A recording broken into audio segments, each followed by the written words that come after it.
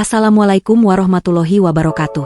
Pada kesempatan kali ini akan menceritakan tentang kisah setiap tengah malam aku mendengar suara anakku yang sudah meninggal. Sari membuka mata perlahan. Jam dinding menunjukkan pukul 11.58 malam. Rumah kontrakan kecil di pinggiran Jakarta ini sunyi, hanya suara kipas angin yang berputar pelan di atas kepalanya. Ia sudah terbiasa tidur sendirian sejak setahun lalu. Sejak Arga pergi. Sejak Dika pergi juga. Tapi malam ini, ada sesuatu yang berbeda. Udara terasa lebih dingin dari biasanya, meski jendela kamar sudah tertutup rapat. Ia menarik selimut sampai dada.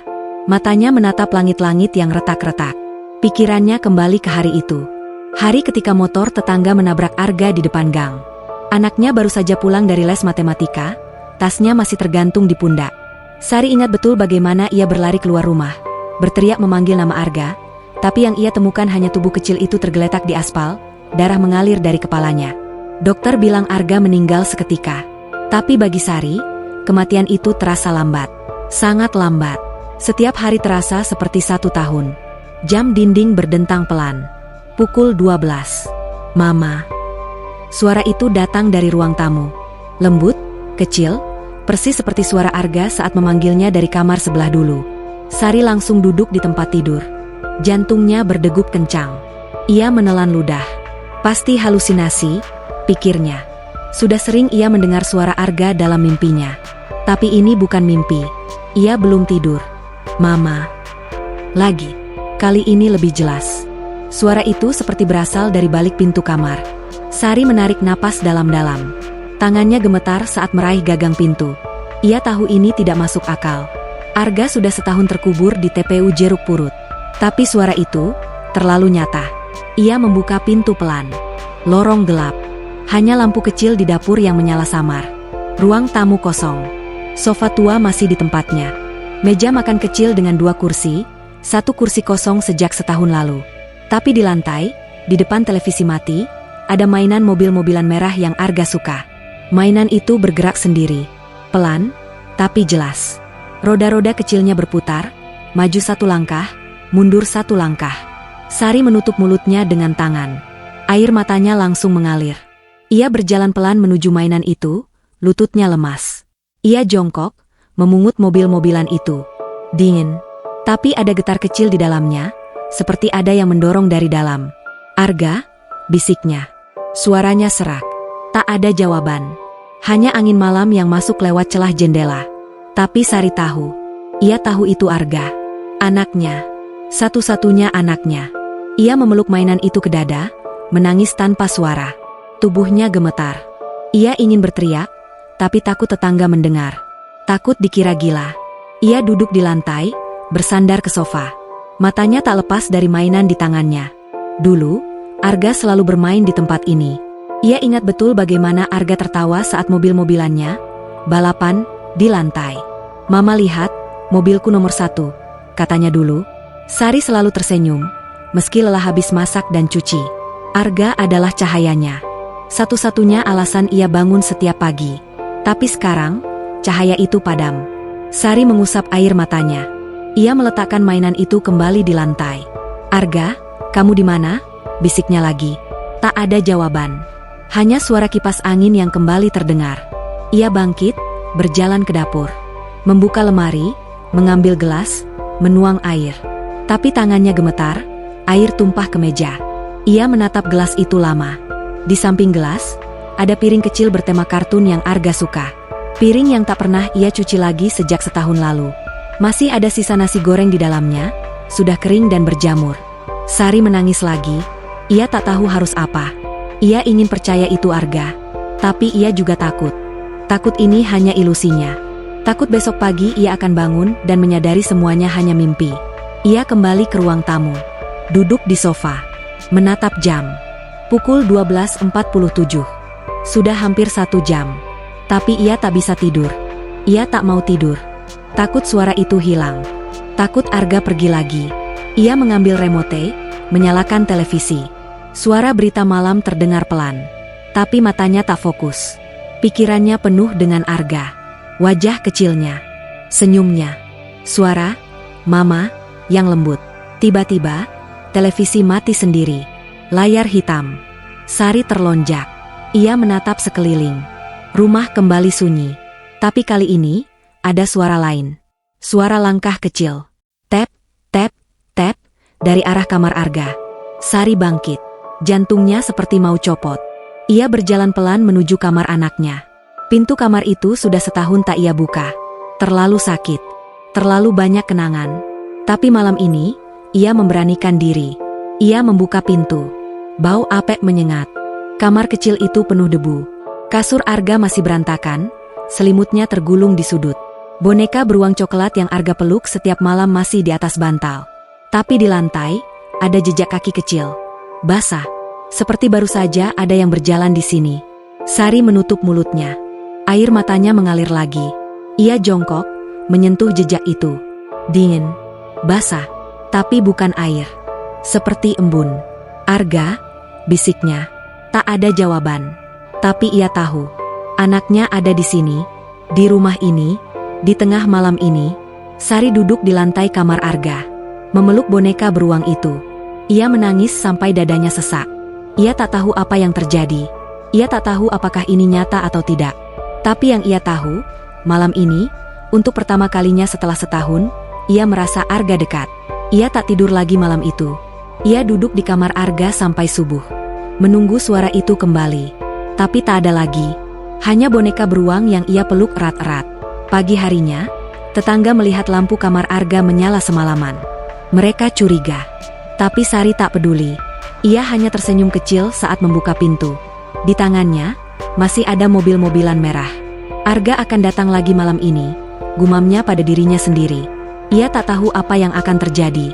Tapi untuk pertama kalinya, ia tak lagi takut pada tengah malam. Sari tak lagi menutup pintu kamar Arga. Ia membiarkannya terbuka lebar, seperti mengundang. Sejak malam pertama itu, ia tak pernah tidur nyenyak sebelum jam 12. Bukan karena takut, tapi karena menunggu. Setiap malam, ia bangun jam 11:50, mandi air dingin, ganti baju tidur yang bersih, lalu duduk di ruang tamu dengan lampu kecil menyala kuning. Di depannya, meja makan kecil sudah ia siapkan. Piring bertema kartun, sendok kecil, dan semangkuk nasi goreng hangat yang baru saja ia masak. Nasi goreng itu selalu sama resepnya. Telur, kecap manis, bawang goreng, dan potongan sosis kecil. Dulu Arga selalu minta tambah sosis. "Mama, sosisnya 2 ya," katanya sambil mengacungkan jari. Sari tersenyum mengingat itu. Ia meletakkan piring di kursi yang dulu jadi tempat duduk Arga. Kursi kayu biasa, tapi sekarang terasa seperti tahta kecil. Jam dinding berdetik pelan. Pukul 11:59. Sari menarik napas dalam-dalam. Ia tak lagi gemetar. Malah tenang. Seperti ibu yang menunggu anak pulang sekolah. Ia mematikan televisi yang tadi menyala tanpa suara. Hanya gambar berita yang berputar, tapi ia tak peduli. Yang penting rumah sunyi. Supaya suara Arga terdengar jelas. Pukul 12. "Mama." Suara itu datang lagi. Dari arah dapur kali ini. Lembut, seperti bisikan. Sari langsung berdiri. Ia berjalan pelan ke dapur, takut langkahnya mengganggu. Di ambang pintu, ia berhenti. Tak ada siapa-siapa. Tapi di meja makan, sendok kecil yang tadi ia letakkan di samping piring, sekarang sudah di dalam mangkuk. Seperti ada yang mengaduk nasi goreng itu. Sari menutup mulutnya. Air matanya langsung jatuh. Bukan karena takut, tapi karena bahagia. "Arga, kamu makan ya?" bisiknya. Tak ada jawaban langsung. Tapi tiba-tiba suara itu terdengar lagi, kali ini dari ruang tamu. "Mama, tadi aku main di taman. Ada ayunan baru. Tinggi banget." Sari berbalik cepat. Ia berlari kecil ke ruang tamu. Kosong. Tapi di sofa, bantal kecil yang Arga suka peluk, sekarang sudah bergeser ke tengah. Seperti ada yang baru duduk di situ. Sari duduk di lantai, tepat di depan sofa. Ia menatap bantal itu lama. "Bagus dong, nak. Kamu senang ya main ayunan?" tanyanya pelan. Suaranya serak, tapi penuh kasih. "Iya, Ma. Tapi aku jatuh." "Tapi nggak sakit kok," jawab suara itu. Kali ini dari arah kamar Arga. Sari bangkit lagi. Ia berjalan ke kamar anaknya. Lampu kecil di sudut kamar menyala otomatis saat ia masuk. Lampu sensor yang dulu dikapasang karena Arga takut gelap. Kasur masih berantakan seperti malam pertama. Tapi sekarang, selimut biru bergambar mobil itu sudah terlipat rapi di ujung kasur. Sari tak pernah melipatnya. Ia tak pernah masuk kamar ini kecuali malam-malam begini. Ia duduk di pinggir kasur, memeluk selimut itu. Bau Arga masih ada. Bau sabun bayi yang ia pakai sampai anaknya besar. "Mama kangen, Ga?" bisiknya. "Aku juga kangen, Ma," jawab suara itu. Kali ini dari balik pintu kamar mandi kecil di sudut kamar. Sari menoleh. Pintu kamar mandi tertutup. Tapi ada suara air keran menetes. Tit, tit, tit. Ia bangkit, membuka pintu pelan. Kamar mandi kosong. Tapi keran wastafel memang menetes. Ia mematikannya. Tapi saat ia menoleh ke cermin, ada bayangan kecil di belakangnya. Cepat sekali. Sari berbalik.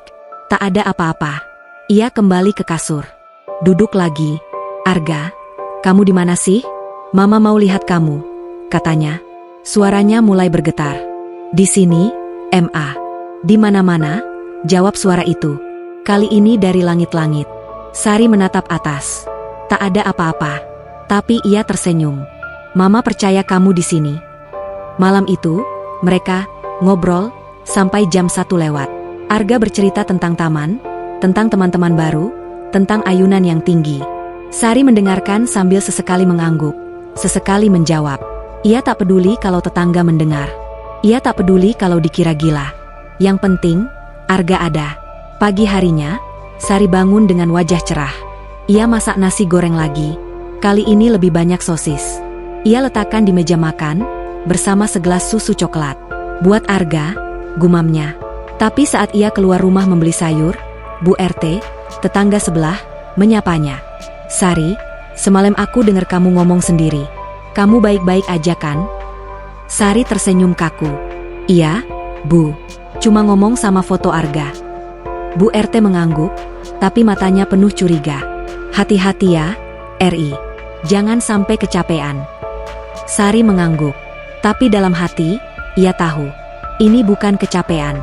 Ini nyata. Malam berikutnya, ritual yang sama. Nasi goreng, susu, lampu kecil. Jam 12, suara Arga datang lagi. Kali ini dari teras depan. "Mama, aku main di luar tadi. Ada kucing lucu." Sari membuka pintu depan. Teras kosong. Tapi di lantai teras, ada bekas tapak kaki kecil. Basah. Seperti baru saja ada yang berjalan di atas embun. Sari jongkok, menyentuh bekas itu. Dingin, tapi jelas. Ukuran kaki Arga. Ia menangis lagi. Tapi kali ini bukan sedih. Ia bahagia. Anaknya benar-benar pulang. Setiap tengah malam. Malam demi malam, ritual itu berlanjut. Sari mulai mencatat apa yang Arga ceritakan di buku kecil. Hari ini Arga main ayunan. Hari ini Arga lihat kucing. Ia tak mau lupa. Ia tak mau kehilangan lagi. Tapi ada yang mulai berubah. Suara Arga kadang terdengar lebih jauh. Kadang lebih pelan. Dan bekas tapak kaki itu mulai muncul di dalam rumah. Di dapur. Di kamar mandi. Bahkan di samping kasur Sari. Sari tak takut. Ia malah senang. Arga semakin dekat. Gumamnya. Tapi malam itu, saat ia meletakkan nasi goreng di meja, sendoknya jatuh sendiri. Bukan karena angin. Bukan karena getar. Tapi seperti ada yang menariknya. Sari menatap sendok itu lama. Lalu ia mendengar suara Arga lagi. Kali ini dari dalam kamarnya sendiri. "Mama, aku mau tidur sama Mama lagi." Sari membeku. Tapi bukan karena takut. Karena rindu. Sari tak lagi menunggu jam 12 dengan gelisah. Ia menunggu dengan ponsel di tangan. Aplikasi rekam suara sudah terbuka. Jarinya siap menekan tombol merah. Malam ini ia memutuskan. Kalau Arga datang lagi, ia akan merekam. Supaya besok pagi ia bisa mendengar ulang. Supaya ia tahu ini bukan mimpi. Supaya ia punya bukti. Ia sudah menyiapkan meja makan seperti biasa. Nasi goreng dengan 3 potong sosis, susu coklat setengah gelas, sendok kecil di samping. Lampu ruang tamu hanya 1, bohlam kuning 5 watt yang membuat bayangan panjang di dinding. Kipas angin dimatikan supaya suara Arga tak tertutup dengung. Hanya jam dinding yang berdetik pelan, seperti detik jantung. Pukul 11.59. Sari duduk di kursi kayu, ponsel di pangkuan. Napasnya teratur. Ia sudah latihan 3 malam berturut-turut. Tekan rekam, letakkan ponsel di meja, diam, tunggu. Pukul 12. "Mama." Suara itu datang dari arah dapur. Sari langsung tekan tombol rekam. Ia tak bergerak. Hanya mata yang melebar. "Arga, sini nak. Mama sudah siapin makan," bisiknya pelan, takut suaranya menutupi. Tak ada jawaban langsung. Tapi sendok kecil di meja bergerak sendiri, bergeser 2 senti ke kanan, lalu berhenti. Sari menahan napas. Ponsel tetap merekam. "Mama jangan sedih terus ya. Aku baik-baik aja di sini," kata suara Arga. Kali ini dari ruang tamu, tepat di belakang Sari. Sari menoleh pelan. Kosong. Tapi ia tersenyum. Air matanya jatuh tanpa suara. "Mama kangen, Ga. Kamu makan dulu ya," katanya sambil menggeser mangkuk nasi goreng ke tengah meja. "Aku udah makan tadi, Ma. Sama teman-teman," jawab Arga. Suaranya terdengar seperti dari balik sofa. Sari mengangguk. Ia tak berani banyak bicara, takut rekaman terganggu. Ia hanya mendengar. Arga bercerita lagi, main peta umpet, lihat burung warna-warni, naik ayunan sampai tinggi. Sari mengangguk-angguk, sesekali menjawab, "Iya, nak," pelan sekali. Setelah 15 menit, suara Arga pelan-pelan menjauh. "Mama tidur ya, besok aku datang lagi." Lalu sunyi. Sari tekan tombol stop. Layar ponsel menunjukkan durasi pukul 00:15 menit 47 detik. Ia langsung putar ulang dengan volume penuh. Suara Arga terdengar jelas. Bukan gema, bukan angin, bukan halusinasi. Anaknya benar-benar bicara. Sari menangis. Bukan tangis sedih. Tangis bahagia yang membuat dadanya sesak. Ia memeluk ponsel itu ke dada, seperti memeluk Arga. "Kamu beneran, nak?" bisiknya berulang-ulang. Pagi harinya, ia tak keluar rumah. Ia duduk di meja makan, memutar rekaman itu berkali-kali. Tetangga mengetuk, memanggil untuk arisan, tapi Sari tak buka pintu. Ia tak mau diganggu. Ia hanya ingin mendengar suara Arga lagi dan lagi. Siang itu, ia buka laptop tua di kamar. Ia cari di Google, cara merekam suara hantu, kontak dengan anak yang meninggal, roh anak kecil. Ia baca forum-forum, grup WhatsApp dukun online, artikel berbahasa Inggris yang ia terjemahkan paksa. Ia temukan satu nama yang muncul berkali-kali, Embok Siti, dukun kampung di ujung gang, dekat pasar. Sari ragu. Ia bukan orang yang percaya mistik. Tapi ia butuh jawaban. Ia butuh tahu kenapa Arga datang. Ia butuh tahu apa yang harus ia lakukan. Sore hari, ia berjalan kaki ke rumah Embok Siti. Rumah kayu kecil, pagar bambu, di depan pintu ada pohon Kamboja penuh bunga putih. Embok Siti, perempuan tua kurus dengan kain kebaya lusuh, menyambutnya di teras. "Aku tahu kamu bakal datang," kata Embok Siti sebelum Sari bicara. "Anakmu yang datang tiap tengah malam, ya?" Sari terkejut. "Embok tahu dari mana?" Embok Siti tersenyum tipis. "Bau tanah basah di badanmu, bau makam, dan matamu penuh ratap." Sari duduk di bangku kayu. Ia ceritakan semuanya. Suara Arga, nasi goreng, rekaman, bekas kaki. Ia putar rekaman di ponsel. Embok Siti mendengar dengan mata terpejam. "Itu memang Arga," kata Embok Siti pelan.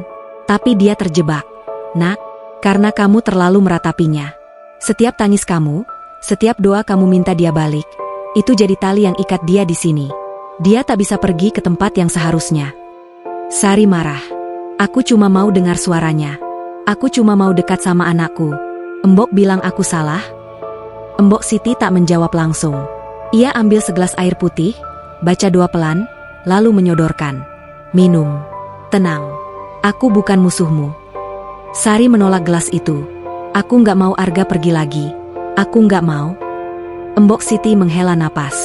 "Kalau kamu terus begini, dia akan semakin kuat. Tapi bukan Arga yang kamu kenal lagi. Nanti dia akan minta lebih. Minta kamu ikut. Kamu mau?" Sari diam. Ia bangkit, pergi tanpa pamit. Di jalan pulang, ia menangis. Bukan karena nasihat Embok Siti, tapi karena takut. Takut Arga benar-benar pergi lagi. Malam itu, ia tetap siapkan nasi goreng. Ponsel merekam lagi. Jam 12, suara Arga datang. Tapi kali ini berbeda. Lebih dekat. Seperti di telinganya. "Mama, buka laci meja.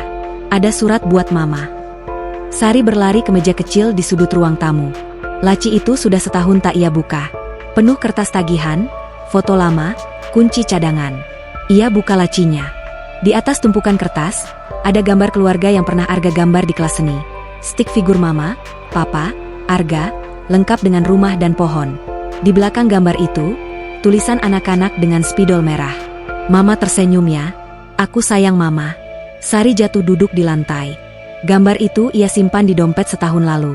Tapi dompetnya ada di kamar. Bukan di laci. Ia tak pernah pindah. Ia memeluk gambar itu. Menangis. Tapi kali ini, tangisnya bercampur tawa.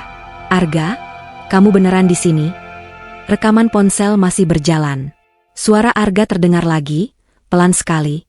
Mama, aku mau pulang beneran. Sari tak tahu apa maksudnya. Tapi ia tak peduli. Ia hanya ingin Arga tetap datang. Setiap tengah malam. Sore itu hujan deras mengguyur Jakarta. Air masuk lewat celah atap kontrakan, menetes ke ember plastik di sudut ruang tamu. Sari sedang menyapu lantai, ponsel di saku baju, rekaman suara Arga malam tadi masih terputar pelan di earphone. Ia tersenyum kecil setiap kali mendengar, Mama, yang lembut itu. Nasi goreng untuk malam ini sudah ia siapkan di kulkas. Sosisnya 4 potong, lebih banyak dari biasanya. Ketukan keras di pintu depan membuatnya tersentak. Bukan ketukan tetangga biasa. Lebih tegas. Lebih berat. Sari membuka pintu pelan, payung hitam besar menutupi wajah orang di depannya. Tapi ia tahu seketika. Bau rokok kretek yang sama. Postur tubuh yang sama. Dika. Mbak, suara Dika serak, seperti habis menangis.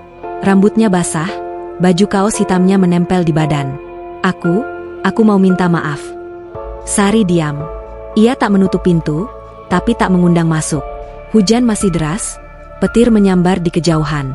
Dika menunduk, payungnya miring, air menetes ke teras. Aku salah, Mbak. Aku pergi pas kamu lagi susah. Aku takut. Aku nggak tahan lihat kamu nangis tiap hari. Aku nggak tahan lihat kamar Arga. Dika berhenti, suaranya pecah. Tapi aku kembali. Aku mau balik. Kita mulai lagi. Buat Arga. Sari menatap Dika lama. Matanya merah, tapi bukan karena hujan. Ia ingat betul malam Dika pergi. Setelah pemakaman Arga sebulan, Dika pulang mabuk, memukul meja, berteriak, aku nggak kuat, RI. Aku nggak bisa lihat kamu kayak gini. Lalu ia pergi dengan tas ransel kecil, meninggalkan Sari sendirian dengan kontrakan dan tagihan. Sari menghela napas. Masuk dulu. Basah. Dika masuk, melepas sepatu di teras. Ia duduk di sofa tua, tangannya gemetar. Sari ambil handuk kecil dari lemari, melempar ke Dika. Ia tak duduk, hanya berdiri di depan meja makan, menatap piring bertema kartun yang sudah ia siapkan untuk Arga. Itu, buat siapa? Tanya Dika pelan. Arga, jawab Sari singkat. Tiap malam dia datang. Jam 12. Makan nasi goreng. Dika menatap Sari, bingung. Mbak, Arga udah. Aku tahu dia udah meninggal. Potong Sari, suaranya datar, tapi tegas. Tapi dia datang. Aku dengar suaranya. Aku rekam. Mau denger? Dika mengangguk lelet. Sari ambil ponsel, putar rekaman malam tadi. Suara Arga terdengar jelas. Mama, aku main ayunan tadi. Tinggi banget. Dika membeku. Wajahnya pucat. Ia pegang ponsel itu dengan kedua tangan, mendengar ulang 3 kali. Air matanya jatuh tanpa suara. Ini beneran Arga? Sari mengangguk. Setiap malam. Dia cerita. Dia makan. Dia tinggalin bekas kaki di teras. Di dapur. Di kamar. Dika bangkit, berjalan ke kamar Arga. Pintu terbuka lebar. Ia lihat selimut yang dilipat rapi, boneka beruang di bantal, jejak kaki kecil di lantai yang masih basah meski hujan di luar. Ia jongkok, menyentuh jejak itu. Dingin. Jelas. Ya Tuhan, gumam Dika. Ia menangis, kepala di lantai. Arga, Papa minta maaf. Nak, Papa pergi. Sari berdiri di ambang pintu, memeluk tangan sendiri. Ia tak menangis, hanya menatap Dika. Sekarang kamu tahu, Arga di sini, kita bisa bareng-bareng lagi. Malam itu, untuk pertama kalinya setelah setahun, mereka menunggu tengah malam bersama. Dika duduk di sofa, Sari di kursi makan. Nasi goreng sudah dihangatkan, susu coklat dituang. Jam 11.59. Pukul 12. Mama. Suara Arga datang dari dapur. Dika langsung berdiri, matanya melebar. Sari pegang tangannya, tenang. Dia malu kalau kita ribut. Dika mengangguk, duduk lagi. Suara Arga berpindah ke ruang tamu. Papa pulang, aku senang. Dika menutup mulutnya. Air matanya mengalir deras. Ia tak bisa bicara. Hanya mengangguk-angguk. Sari tersenyum kecil. Papa juga kangen. Ga, katanya pelan. Mereka ngobrol sampai jam 1. Arga cerita tentang taman, tentang teman baru, tentang ayunan. Dika sesekali menjawab, suaranya serak. Ia pegang tangan Sari erat-erat. Seperti dulu. Setelah suara Arga hilang, Dika memeluk Sari. Mbak, kita pindah yuk ke rumah baru. Biar Arga tenang. Biar kita mulai lagi. Sari melepaskan pelukan. Matanya dingin. Pindah? Buat apa? Arga di sini, di rumah ini. Kalau kita pindah, dia nggak datang lagi. Dika panik. Tapi mbak, ini nggak normal. Arga udah nggak ada. Kita harus lepasin dia. Lepasin? Sari berteriak. Suaranya menggema di rumah kecil itu. Kamu yang lepasin dia dulu. Kamu yang pergi. Sekarang aku punya cara dekat sama Arga. Kamu malah suruh lepas. Dika mundur. Aku takut. Mbak, takut ini bukan Arga. Takut ini sesuatu yang lain. Sari tertawa kecil, tapi pahit. Kamu nggak percaya? Rekaman itu bohong? Bekas kaki itu bohong? Suara tadi bohong? Dika diam. Ia lihat piring nasi goreng di meja, setengah habis. Sendoknya bergeser sendiri tadi saat Arga makan. Ia lihat jejak kaki kecil di lantai. Ia dengar suara anaknya. Tapi hatinya tetap takut. Aku cuma mau kita sembuh. Mbak, kata Dika pelan. Kita ke dokter jiwa. Kita doa bareng. Kita. Cukup, potong Sari. Kalau kamu nggak mau terima Arga di sini, pergi lagi sana. Dika menatap Sari lama. Matanya penuh air. Ia ambil tasnya, berjalan ke pintu. Tapi sebelum keluar, ia berhenti. Aku balik besok. Aku nggak akan nyerah. Mbak, buat kita. Buat Arga. Pintu ditutup pelan. Hujan masih deras. Sari duduk di lantai, memeluk piring kosong Arga. Ia menangis. Tapi kali ini, tangisnya penuh amarah. Malam itu, jam 12, suara Arga datang lagi. Tapi kali ini dari kamar Sari. Mama, Papa pergi lagi ya? Sari menjawab dengan suara bergetar. Iya, nak, tapi kamu jangan pergi. Tetap sama Mama ya. Aku nggak akan pergi, Ma. Selama Mama mau aku di sini. Sari tersenyum. Tapi di sudut ruang tamu, bayangan kecil berdiri diam. Menatapnya, tanpa berkedip. Sari tak lagi membuka jendela pagi-pagi.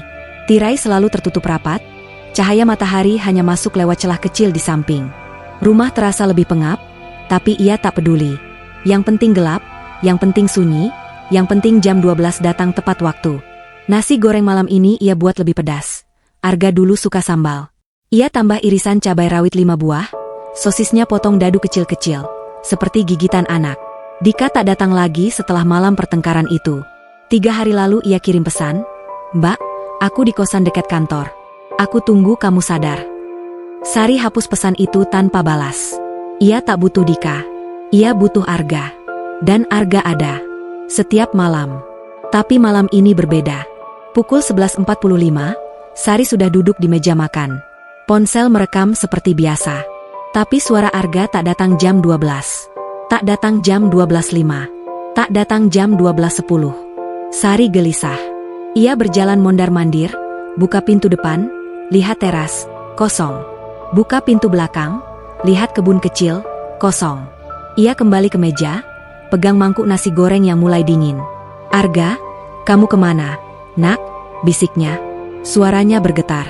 Tiba-tiba lampu ruang tamu berkedip 3 kali, lalu mati total. Rumah gelap gulita. Hanya cahaya ponsel yang masih menyala samar. Sari panik. Ia cari senter di laci, tapi sebelum ketemu, suara Arga akhirnya terdengar. Mama bohong. Suara itu keras. Bukan lembut seperti biasa. Bukan dari dapur atau ruang tamu. Tapi dari dalam kamar Sari sendiri. Pintu kamar yang tadi tertutup, sekarang terbuka selebar 1 jengkal. Angin dingin keluar dari sana. Arga. Sari berjalan pelan ke kamarnya. Jantungnya berdegup kencang. Mama nggak bohong. Mama di sini tiap malam buat kamu. Mama bilang aku pulang, padahal enggak. Nada suara itu marah.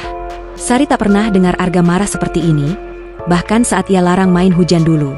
Ia masuk kamar, nyalakan lampu tidur. Kosong. Tapi selimutnya bergeser sendiri, seperti ada yang menarik dari bawah kasur. Sari jongkok di samping kasur. Maaf, Nak, Mama salah. Mama cuma pengen kamu pulang beneran. Mama janji, mulai sekarang Mama lakuin apa aja biar kamu pulang. Sunyi sesaat. Lalu suara Arga kembali, kali ini dari balik lemari pakaian.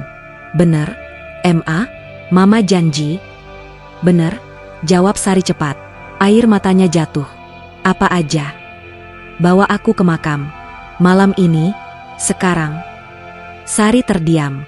Makam Arga di TPU Jeruk Purut, 3 kilometer dari kontrakan. Sudah jam 12.30 malam. Hujan gerimis di luar. Tapi suara Arga terus mendesak. Mama janjikan? Ayo sekarang. Sari tak berpikir lagi. Ia ambil tas kecil, masukkan foto keluarga, mainan mobil-mobilan merah, boneka beruang kecil, dan lilin putih dari laci. Ia pakai jaket tebal, ambil payung, keluar rumah lewat pintu belakang. Jalan gang gelap, lampu jalan mati 2 biji. Ia jalan kaki, sepatu basah, lumpur masuk ke selajari. Sampai di TPU, gerbang besi terkunci. Sari lelet pagar samping, masuk lewat celah. Makam Arga di Blok C, nomor 87. Ia cari dengan senter ponsel. Hujan makin deras. Tanah makam basah, bau tanah bercampur bunga Kamboja layu.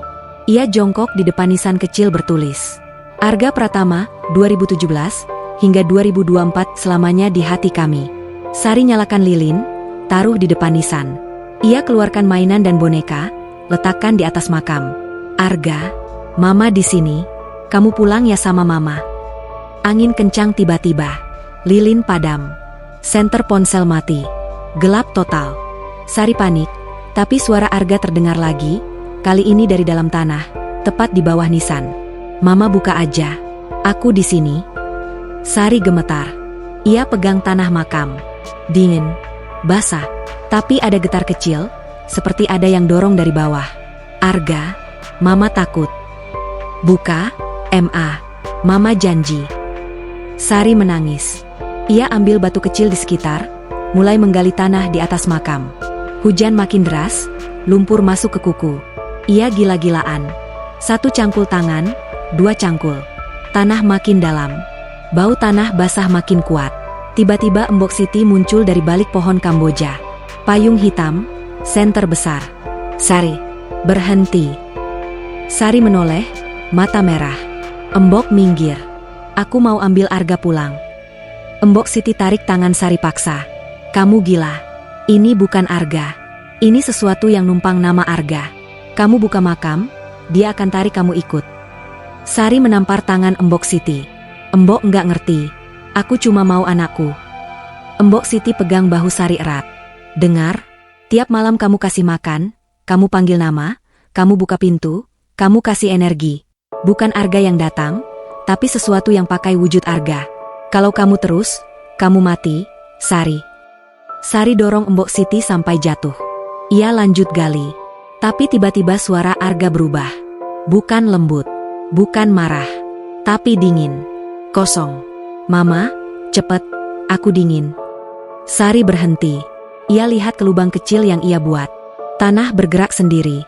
Seperti ada tangan kecil keluar. Putih, dingin, tapi bukan tangan anak. Jari-jarinya panjang. Kuku hitam. Sari teriak. Ia jatuh mundur. Mbok Siti tarik ia berdiri, lari dari makam. Gerbang TPU terbuka entah bagaimana. Mereka lari di tengah hujan, sampai ke kontrakan. Di rumah, lampu menyala lagi. Tapi rumah berantakan. Meja makan terbalik. Nasi goreng tercecer di lantai. Foto keluarga robek di tengah. Dan di dinding ruang tamu, tulisan besar dengan darah kering. Mama janji. Mbok Siti tutup pintu, kunci ganda. Ia pegang tangan Sari yang gemetar. Sekarang kamu lihat, itu bukan Arga. Sari menangis histeris. Ia lari ke kamar Arga, buka pintu. Boneka beruangnya hilang. Selimutnya terbakar di tengah, meski tak ada api. Dan di cermin kamar mandi, bayangan Arga berdiri. Tapi matanya hitam pekat. Mulutnya tersenyum lebar. Terlalu lebar. Mama, aku mau pulang, beneran. Sari pingsan di lantai. Saat sadar, Embok Siti sudah di sampingnya, baca doa pelan. Di luar, hujan berhenti. Tapi di dalam rumah, suhu turun drastis. Dan suara Arga, atau apapun itu, terdengar dari segala arah. Sekarang giliran Mama yang janji. Sari terbangun di lantai kamar Arga. Kepalanya pening, mulutnya kering. Embok Siti duduk di samping. Tangannya memegang tasbih kayu, bibirnya terus bergerak. Bau asap dupa menyesakkan ruangan. Di sudut, lilin putih kecil menyala, tapi apinya biru, bukan kuning seperti biasa. Embok, suara Sari serak. Arga. Embok Siti mendekat, pegang dahi Sari. Kamu demam. Jangan banyak bicara. Istirahat. Tapi Sari bangkit paksa. Ia lihat sekeliling. Kamar Arga sudah rapi kembali. Selimut dilipat, boneka beruang kembali di bantal. Tapi cermin kamar mandi retak di tengah, seperti ada yang memukul dari dalam. Dan di lantai, jejak kaki kecil berlumur lumpur kering, melingkar dari kasur ke pintu, lalu hilang. Arga minta Mama pulang beneran, kata Sari pelan. Matanya kosong. Mama janji. Embok Siti menarik napas dalam. Itu bukan janji biasa, Nak. Kamu buka pintu yang salah. Sekarang dia mau masuk sepenuhnya. Sari tak mendengar. Ia bangkit, berjalan ke ruang tamu. Meja makan sudah tegak lagi, tapi piring nasi gorengnya pecah berkeping. Nasi tercecer, sosisnya hilang satu persatu. Di dinding, tulisan Mama janji masih ada. Tapi sekarang ada tambahan di bawahnya, tulisan kecil seperti coretan anak. Buka pintu belakang. Sari berjalan ke dapur. Pintu belakang rumah, pintu kayu tua yang jarang dipakai, terbuka selebar 1 jengkal. Angin malam masuk, dingin menusuk tulang. Di luar, kebun kecil gelap gulita. Pohon pisang bergoyang keras meski angin tak ada. Embok Siti ikut dari belakang. Jangan buka lebih lebar, Sari, tutup sekarang. Tapi Sari malah dorong pintu itu lebar-lebar. Arga di luar. Dia kedinginan. Embok Siti tarik lengan Sari. Kamu gila. Itu bukan Arga. Sari dorong Embok Siti sampai terduduk. Ia keluar ke kebun, kaki telanjang di tanah basah. Arga. Mama di sini. Tiba-tiba semua lampu di rumah mati. Listrik padam total. Hanya cahaya bulan purnama yang menyelinap lewat awan tipis. Di ujung kebun, dekat pagar bambu, ada bayangan kecil. Berdiri diam. Kepala miring. Tangan menggantung. Arga, panggil Sari lagi, suaranya penuh harap. Bayangan itu bergerak pelan. Mendekat. Langkahnya tak menginjak tanah, melayang beberapa senti. Sari tak sadar. Ia berlari kecil, tangan terbuka. Nak, Mama peluk. Saat jarak tinggal 2 meter, bayangan itu berhenti. Wajahnya terlihat samar. Wajah Arga. Tapi matanya hitam pekat. Mulutnya tersenyum, tapi giginya tajam. Kulitnya pucat kebiruan, seperti mayat. Sari berhenti. Napasnya tersengal. Arga? Mama peluk aku. Suara itu keluar, tapi bukan dari mulut bayangan. Dari dalam tanah. Dari dinding rumah. Dari langit. Serentak. Sari mundur 1 langkah. Tapi bayangan itu melayang cepat. Tangannya mencengkeram lengan Sari. Dingin. Seperti es. Jari-jarinya masuk ke kulit. Seperti menusuk. Sari menjerit. Ia tarik tangan, tapi bayangan itu kuat. Lepas. Arga, lepas. Embok Siti lari keluar, bawa botol air zam-zam dan garam kasar. Ia siram bayangan itu. Asap putih keluar dari tubuh bayangan, seperti terbakar. Bayangan itu menjerit, suara tinggi, menusuk telinga. Lalu lenyap. Hanya asap hitam yang tersisa, berputar di udara, lalu masuk ke dalam rumah lewat pintu belakang. Sari jatuh duduk di tanah. Lengannya biru keunguan, bekas cengkeraman. Embok Siti tarik ia masuk. Tutup pintu, kunci ganda, tempel kertas doa di ambang pintu. Di dalam rumah, suasana berubah. Udara berat. Bau tanah basah. Mainan mobil-mobilan merah di lantai ruang tamu bergerak sendiri, maju mundur cepat, seperti balapan gila. Foto keluarga di dinding jatuh satu persatu, kaca pecah berderai. Televisi menyala sendiri, layar penuh salju, suara desis keras. Embok Siti pegang tasbih erat. Kamu kasih dia makan tiap malam. Kamu panggil nama. Kamu buka pintu. Sekarang dia masuk. Dan dia nggak mau pergi sendirian. Sari menangis. Tapi bukan sedih. Euforia. Artinya Arga pulang beneran. Dia di sini. Embok Siti tampar pipi Sari pelan. Bangun. Itu bukan Arga. Arga sudah tenang di sana. Ini sesuatu yang pakai wujudnya. Dia mau kamu ikut. Tiba-tiba semua mainan di kamar Arga terdengar bergerak. Boneka, mobil-mobilan, Lego, semua berputar, terbang, menghantam dinding. Pintu kamar Arga terbuka keras, membentur tembok. Dari dalam, bayangan kecil muncul lagi. Kali ini jelas. Arga. Tapi kepalanya miring 90 derajat. Lehernya seperti patah. Mama, aku pulang beneran sekarang.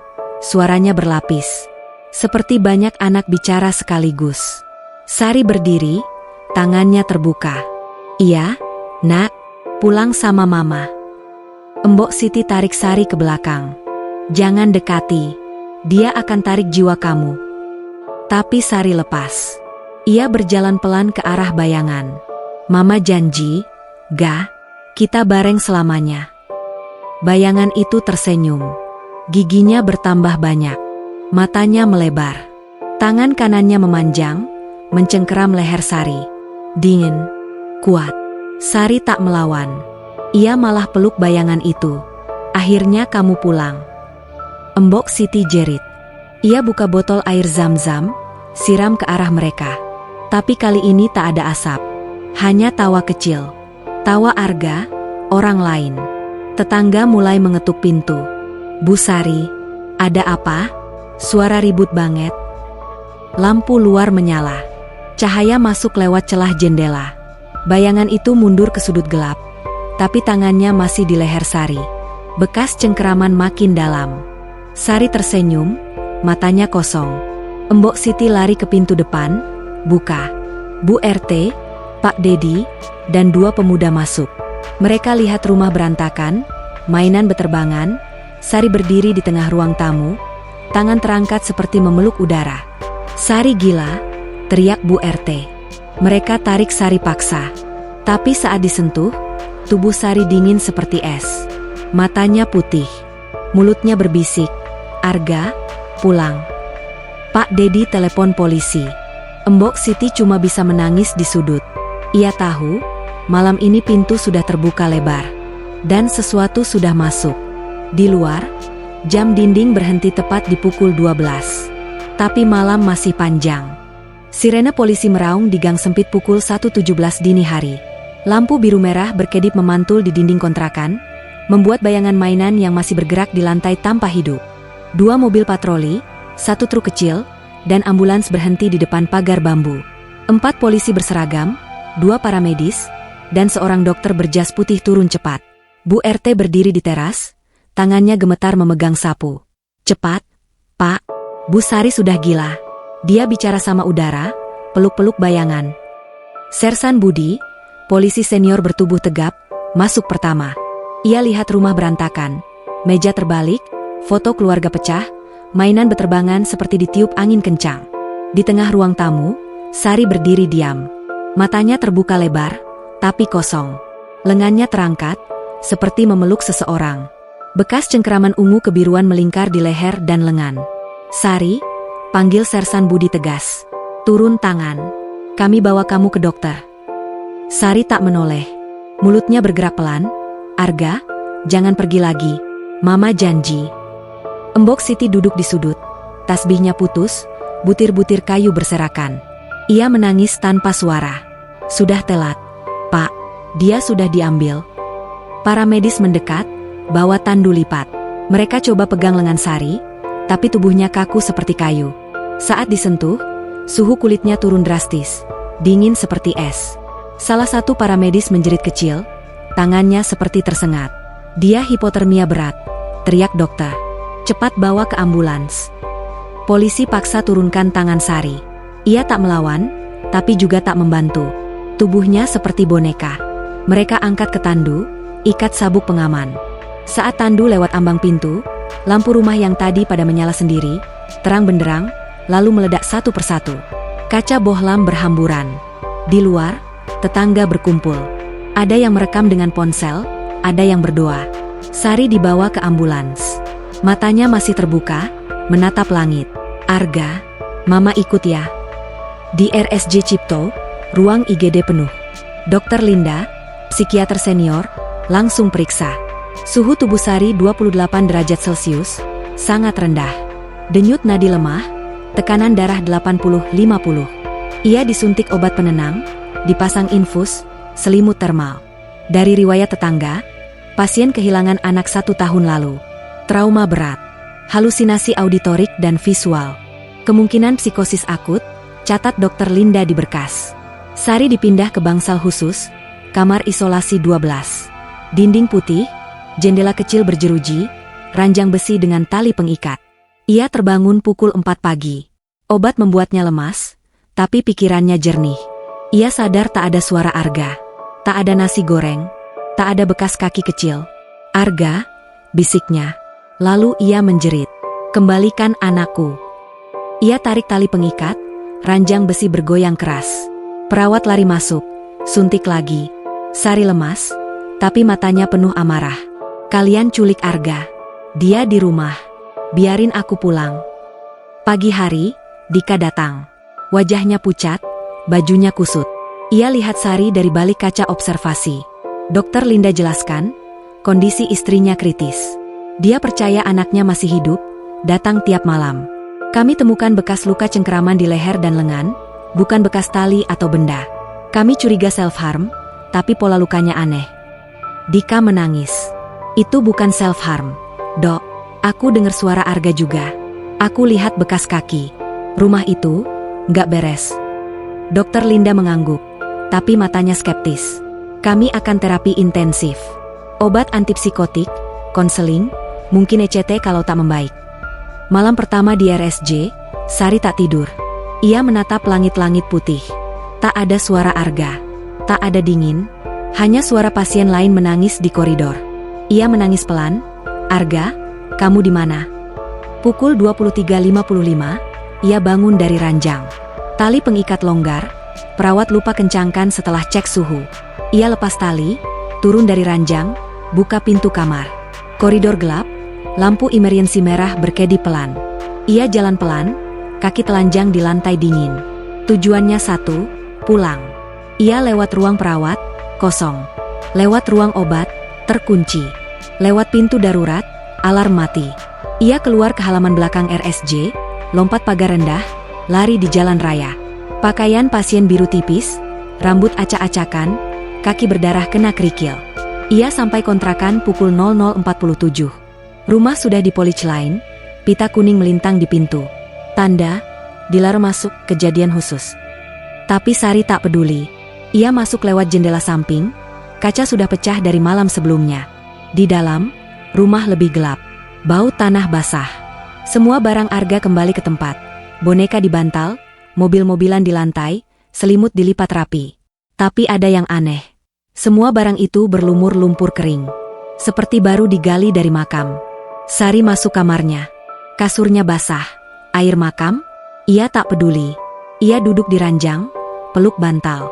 Arga, Mama pulang. Pukul 12. Mama pulang, aku kangen. Suara Arga kembali. Dari dalam lemari. Dari bawah kasur. Dari langit-langit. Sari tersenyum. Air matanya jatuh. Mama di sini, Nak, selamanya. Tapi suara itu dingin. Mama janjikan aku pulang selamanya. Sari mengangguk. Iya, apa aja. Tiba-tiba semua pintu dan jendela tertutup sendiri. Klik, klik, klik. Gembok otomatis. Lampu menyala terang, lalu padam. Gelap total. Di kegelapan, bayangan kecil muncul di depan Sari. Tangan kecil menyentuh wajahnya. Dingin, basah, bau tanah. Sekarang giliran mama yang pulang ke aku. Sari tak melawan. Ia peluk bayangan itu. Ayo, nak, kita pulang.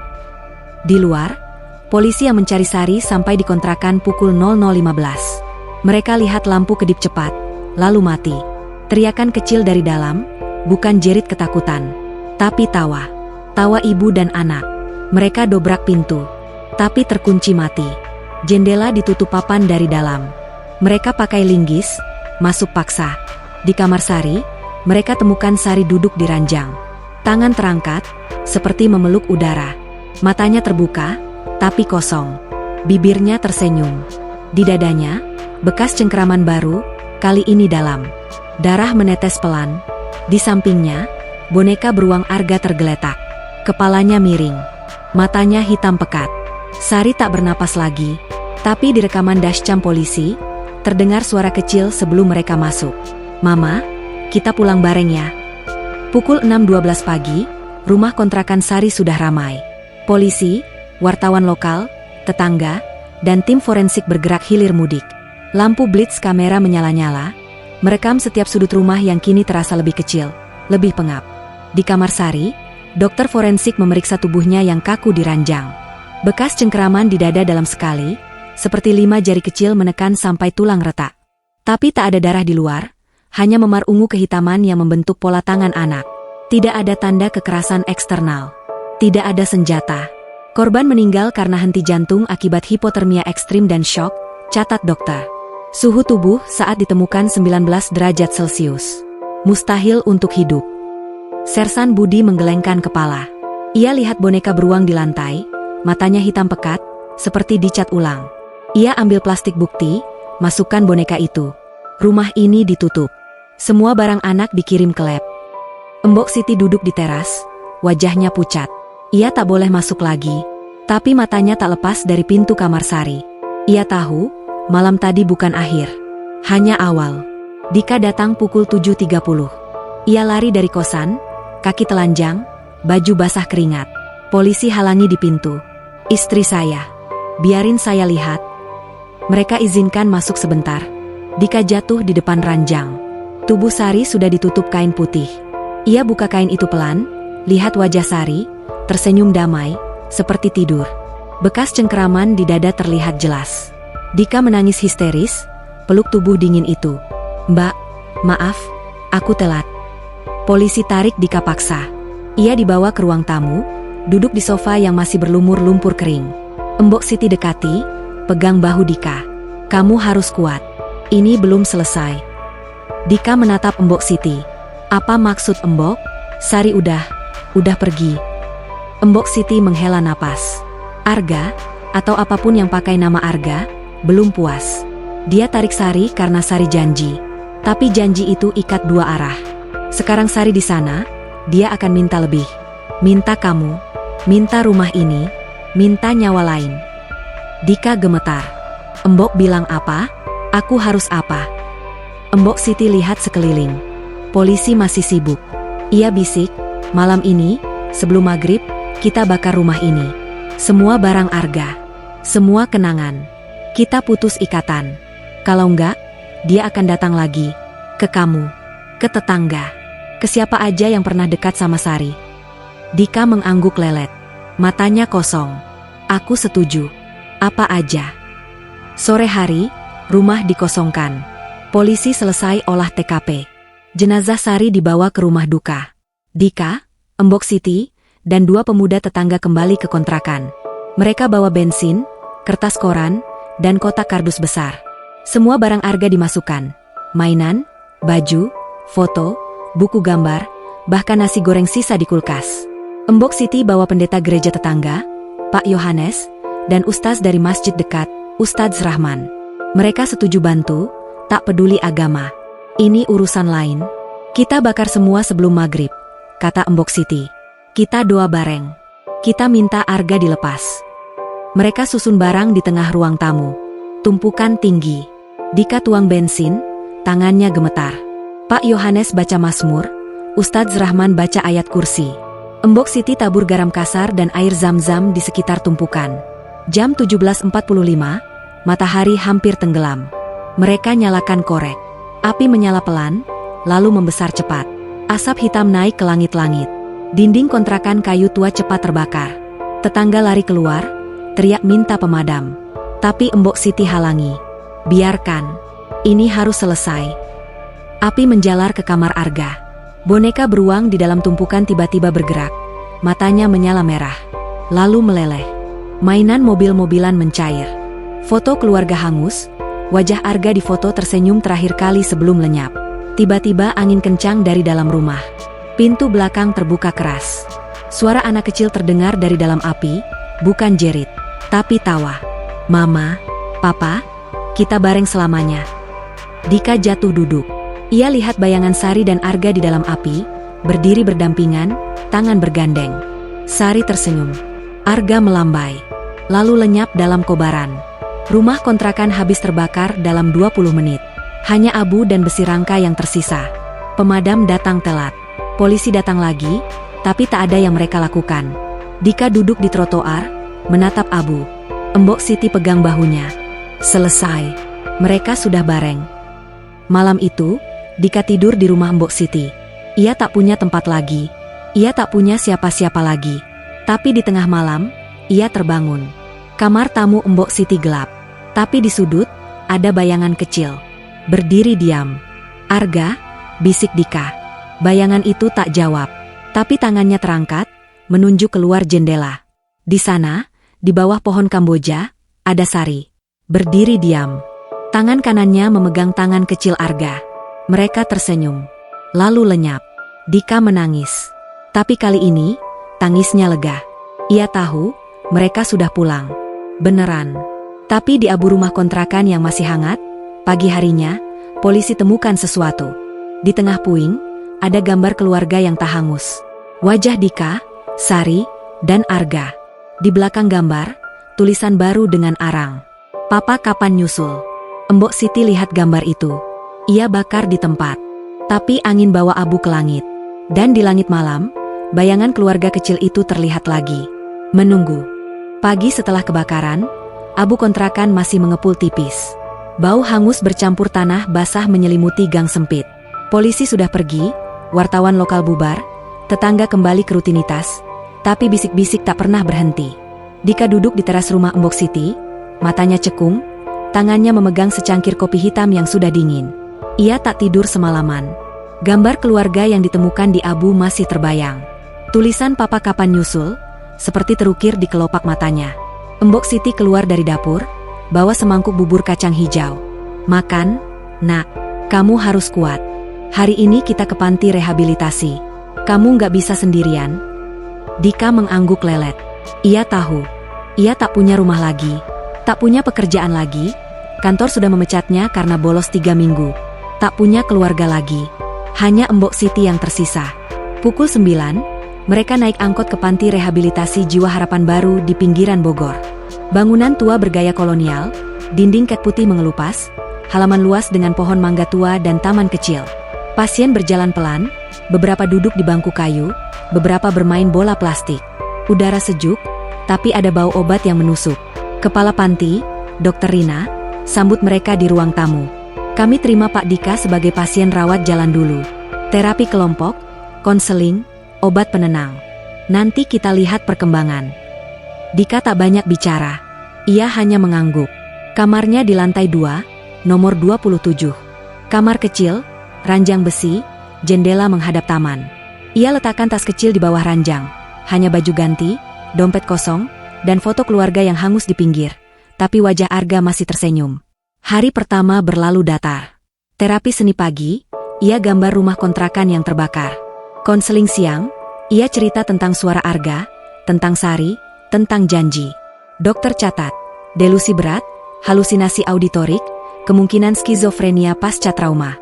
Malam, ia minum obat, tidur lelap untuk pertama kalinya setelah berbulan-bulan. Tapi tengah malam, pukul 23.58, ia terbangun. Keringat dingin. Kamar gelap, hanya cahaya lampu taman masuk lewat jendela. Ia dengar suara kecil dari koridor. Papa. Dika duduk di ranjang. Jantungnya berdegup kencang. Arga, bisiknya. Suara itu lagi, dari balik pintu. Papa di sini kok. Aku kangen.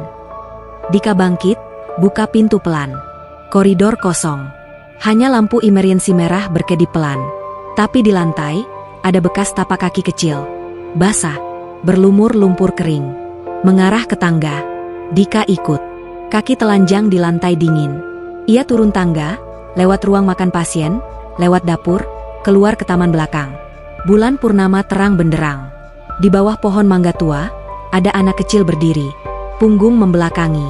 Baju kaos merah lusuh, baju Arga saat kecelakaan. Arga, panggil Dika, suaranya bergetar. Anak itu berbalik pelan. Wajah Arga. Tapi matanya hitam pekat.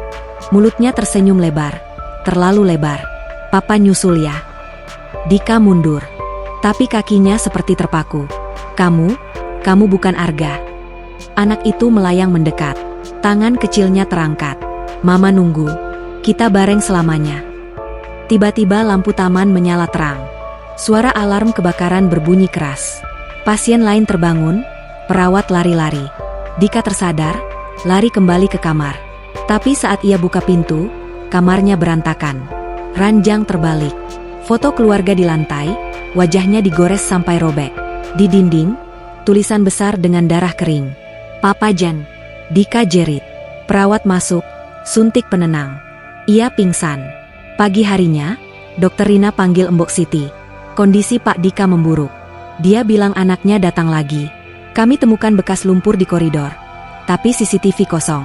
Tak ada yang lewat. Mbok Siti pucat. Itu dia. Dia ikut ke sini. Dokter Rina mengangguk. Kami pindah dia ke isolasi. Terapi intensif. ECT kalau perlu. Tapi malam itu, sebelum ECT dijadwalkan, Dika kabur. Ia lepas tali pengikat, lompat jendela lantai 2, lari ke hutan belakang panti. Kakinya berdarah kena ranting. Ia tak peduli. Ia hanya ingin ke makam Arga. Ke TPU Jeruk Purut. Ke tempat janji dimulai. Ia sampai pukul 2 dini hari. Gerbang terkunci, tapi ia panjat. Makam Arga masih baru, tanahnya rata, bunga layu dari pemakaman sari. Ia jongkok, gali tanah dengan tangan. Arga, Papa datang, kita bareng ya. Tanah dingin, tapi ada getar. Seperti ada yang dorong dari bawah. Tangan kecil keluar. Putih, dingin, tapi jari-jarinya panjang. Kuku hitam. Dika tersenyum. Akhirnya. Tangan itu cengkeram lehernya. Tarik ke dalam tanah. Dika tak melawan. Ia peluk tangan itu. Mama, Arga, Papa pulang. Pagi harinya, petugas TPU temukan lubang makam terbuka. Tanah tergali dalam 1 meter. Tapi tak ada tubuh. Tak ada Dika. Hanya foto keluarga yang hangus di pinggir, wajah ketiganya tersenyum. Di belakang foto, tulisan baru. Kita udah bareng selamanya. Di panti, Dokter Rina lihat rekaman CCTV malam itu. Koridor kosong. Tapi di frame pukul 2.13, ada bayangan keluarga kecil, Dika, Sari, Arga, berjalan bergandengan. Menuju pintu keluar. Lalu lenyap. Mbok Siti datang siang hari. Ia lihat kamar Dika. Dinding bersih. Ranjang rapi. Tapi di bawah bantal, ada mainan mobil-mobilan merah. Roda-roda kecilnya berputar sendiri. Pelan. Maju. Mundur. Mbok Siti bakar mainan itu di halaman. Tapi abu naik ke langit, membentuk wajah kecil. Tersenyum. Dan di gang kontrakan yang sudah rata dengan tanah, anak-anak tetangga mulai bilang. Setiap tengah malam, mereka dengar suara tawa kecil. Tawa ibu, ayah, dan anak. Bermain di abu. Tak ada yang berani lewat gang itu lagi setelah maghrib.